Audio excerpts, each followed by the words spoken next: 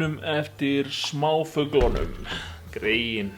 En að öðru, það að koma jól og jólatónleikar framundan. Það nóg úrval af því.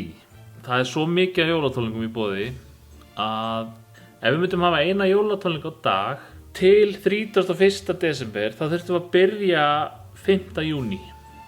Það eru 210 jólatónleikar sem ég veit 210 jólatónleikar.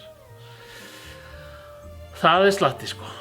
210 jólatónleikar sem ég fann á miði.is og tix.is. Þá skoðaði ég bara tónleika sem að höfðu eitthvað með jólin að gera. Jólatónleikatímabili byrjar 20. og 3. nóvember. Þá eru fyrstu tónleikarnir og þeir enda bara, 3. janúar eða eitthvað. Ég ekkert á móti jólatónleikum. Þeir sem vilja fara á jólatónleika, þeir bara gera það. Bara frábært. Þetta náttúrulega allt tekjuleg tónlistamanna í dag. Þeir eru hættir að selja geisladiska. Þeir eru bara allir með Spotify eða eitthvað.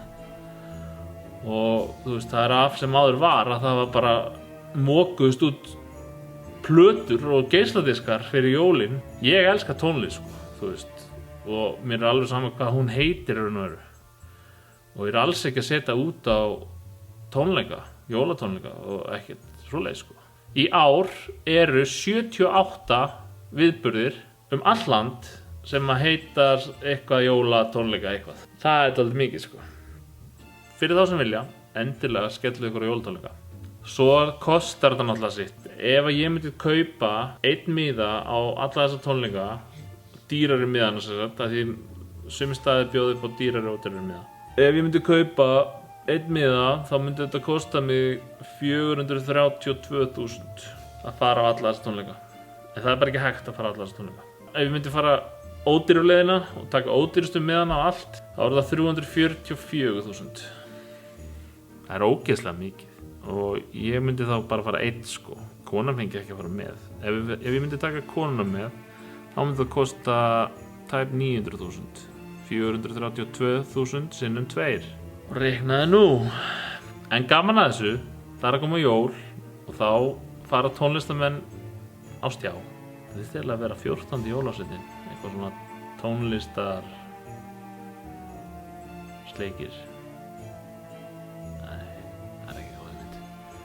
14. jólasveinninn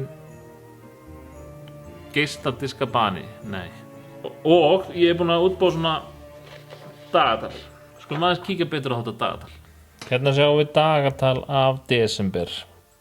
Og þetta fjöldi tónleika per dag. Við byrjum hérna í nóvember, 25. nóvember. Hérna 30. nóvember 5, svo 11, helgarnar, sjáðu. Helgarnar, laugardagar eru vinsælastir og föstudagar. Sunnudagar, jú, allt í lagi.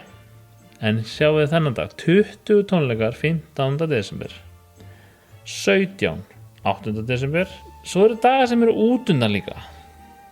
Sjáum við hérna, mánudagar og þriðjudagar eru svona frekar döll. Mánudagarnir eru, það er ekkert að gera þér. Og sjáum við 17. Þarna eru tækifæri. Hérna eru tækifæri Mikil tækifæri hérna 17. desember. Það er þetta skell í eina tónleika núna. Henda tónleikum inn 17. des. Svo eru þriðjudagarnir líka. Það eru bara 5 hérna. 5 á dag. Miðvikudagar ekki. Svo verður þetta vinsælla Það fjölgar svo eftir þessi líður á vikuna. Án efa er náttúrulega 15. des vinsælasti dagurinn til að halda tónleika og 8. des er næst vinsælastur. Það er bara þannig. Ég kemst ekki á þetta allt Ég verð að sleppa einhverju. Það er ekki hægt að fara alla tónleikana. Það er ekki hægt. Maður bara sætta sig við það.